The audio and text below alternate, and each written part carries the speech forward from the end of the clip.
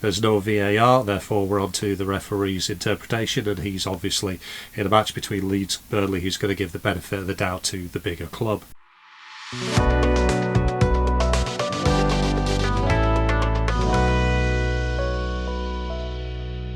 Hi, my name is Mike. Welcome to my vlog about football in general and Burnley FC in particular. A vlog that this week won £10 on the club lottery. Tonight we dine as kings. So, an excellent 1-0 win away at Red Bull Yorkshire. Bit of a backs to the wall kind of performance with, 27% possession. As if company ball was kind of some mad fever dream we seen back to the Dyche years. But I'm not complaining because Scott Parker has done a pretty good job so far. Going to Leeds, this was kind of billed as two clubs that are looking for automatic promotion. And looking at the highlights, because I couldn't actually go, I couldn't watch it live unfortunately, then we seem to handle them. We seem to handle them pretty well despite the possession stats. Lots of grumbling from the Leeds fans. Oh, what a surprise. About their team and about their ineffectiveness of their team. But an excellent performance top to bottom. Capped off by James Trafford having a superb game, making some excellent saves. Who knew that the thing was having a confident goalkeeper who wasn't getting shelled every week. Lovely goal from Luca Koleosho, one of those goals you kind of dream about on the playground where you take it the entire length of the pitch and then score. Didn't really have that many chances after that, but I think looking at the highlights, Clarence played pretty well. They were pretty damn solid. Some of the one-touch play and the breakaway play was really, really good and really, really positive. And clearly they had a game plan, a game plan which was, we're going to do this to the opposition as opposed to not having a game plan for the opposition at all. As I mentioned, Trafford was excellent, clean sheet. As it's got to be his, second ever clean sheet in a Burnley shirt?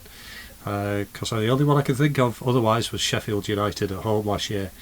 We did kind of get away with that penalty with Joe Worrell making a tackle that, you can argue that, he got the ball and all that kind of stuff. But and I know, in the Premier League, VAR is going to give that. VAR will find a reason to give that, especially against the big clubs. And as I've said, there's no VAR, therefore we're on to the referee's interpretation, and he's obviously in a match between Leeds and Burnley who's going to give the benefit of the doubt to the bigger club. In terms of the stats, like I say, 25% possession, maybe it wasn't the prettiest football, but I kind of thinking about this, that was against Daniel Farke. And Farke, who I have a lot of time for, he was responsible for one of the worst games of football that I've ever seen at the turf, where he brought a Norwich team to the turf who started time wasting literally from the 5th minute, who got away with punching Mate Vitra in the head, and basically just was the most horrible game of football to watch. Probably one of the two really horrible games we've had in the last decade, the other being Ipswich at home with Mick McCarthy, which was just a pathetic spectacle which cheated all the fans. So Farke being on the receiving end of a sort of smash and grab and sort of, this is how we play football, etc. and so forth. Well, the bite a bit, what's sauce for the goose is sauce for the gander, and all those other cliches. It was kind of nice to just basically go, well, that what goes around comes around, Daniel. I can't see us playing like that every week, and I kind of hope not. I don't really want to go back to the days of Dyche ball, but Dyche ball in the Championship was pretty good, so maybe I do. But hopefully we're not that kind of negative and looking on the counter attack all the time, and I don't think we're going to be, and I don't think we can be. Well, I said at the start of the season that the fixture list had not been kind to kick off, but a return of 6 points from away trips to Luton, Sunderland and Leeds seems like a pretty decent return to me. And it was good to see Scott Parker at the end of the game. He sometimes comes across as a little bit distant or guarded or something like that.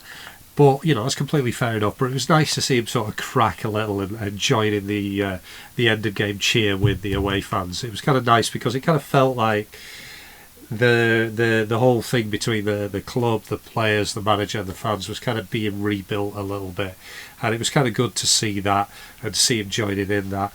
Obviously he's a different personality than company, a different approach, But it was kind of like, actually I think we're kind of getting to him and he's getting to us a little bit. And I'm more than happy with that. Around the club, Koleosho, Cullen and Steve recently announced this week as getting new release clauses. It was interesting watching the Mission to Burnley 2 documentary, which I'll come to in a minute, where there was the question, who are our guys? Who are our long-term guys? Maybe Koleosho, Cullen and Steve are those guys. I hope they are. But ultimately, when it comes to selling, as we found recently, if the right money comes in, then the clubs are going to sell the players. And that's just the way it goes. That's the reality of being Burnley FC. But again, a couple of weeks ago, remember, the sky was falling. Alan Pace was stripping the club for cash, and we were all going to go down the toilet. 2 weeks later, Koleosho, Cullen and Steve getting these new contracts, these new longer term contracts, protecting our investment, signing them up to build for the future. I am all for that. Where were those naysayers now? But of course the club give with one hand and take with the other, with the announcement this week of memberships, basically 60 quid a year for some additional swag. Again, I don't really have a problem with this. I've been consistent saying that ALK are here to make money. This is a way of making money. If you want to pay for a membership, knock yourself out, go for it. I probably won't, but that's because I don't really want to pay for some of the stuff they have. Though, if anyone from the club is actually watching this, whoever came up with the idea of paying for a membership and then having your name in the tunnel deserves every particularly evil bonus that they get this year. That was a bugger of an idea. I hope you gave yourself the day off after that, because that is a truly evil move to which I take my branded B cap off to you for. But yeah, the memberships, they're going to help pay for these new contracts, as are the match-worn shirts. I notice now that you can buy the shirts after particular games.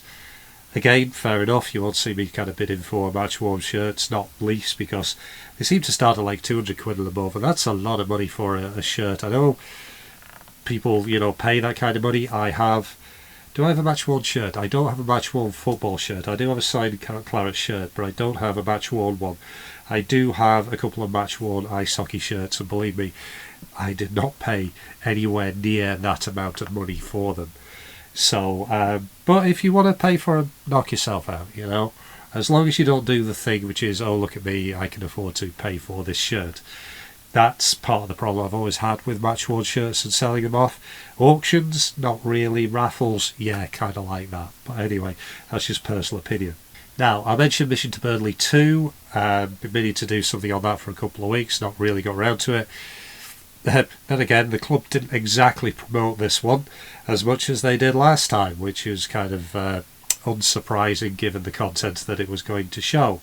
I said about the last one, the problem was that there was no drama, no bad guys. It was an incredibly successful season, the perfect season in fact, which meant you couldn't really build a dramatic narrative from it. This time around, well, no real drama, no real bad guys, because again, despite everything going completely wrong, you couldn't really build a narrative. It wasn't so much a will they, won't survive kind of thing as a, yeah, we're doomed, and we were doomed right from the start. Now, there are a few things that have kind of come out of the entire thing. A few incidents that people have been commenting on. The first one was the major one about company kind of losing it on the training ground. I'm not surprised that he lost it on the training ground at any point. I was kind of surprised how he lost it and the reaction of the players. He seemed to really just be, screaming and shouting without a point. There wasn't a point there apart from to just yell. And I think it was JBG on the receiving end, and you could just kind of see him. He was going, I wasn't even moaning that time, which was kind of an interesting phrase. But anyway, we didn't see the build up to it. We didn't see the befores. We didn't really see the afters. But it was so it is out of context. But it kind of like for a yelling that went on the training ground.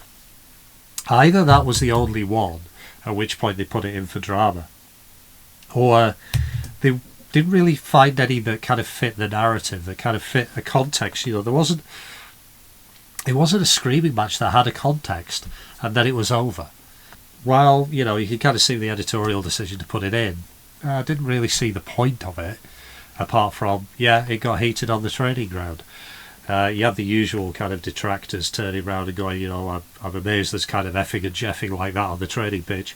Well, first off, welcome to football, and second off, enjoy your first ever trip to Turf Moor.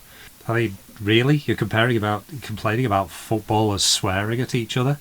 I mean, in football? Swearing in football? I mean, my God, sit next to me and you'll understand what swearing's really like.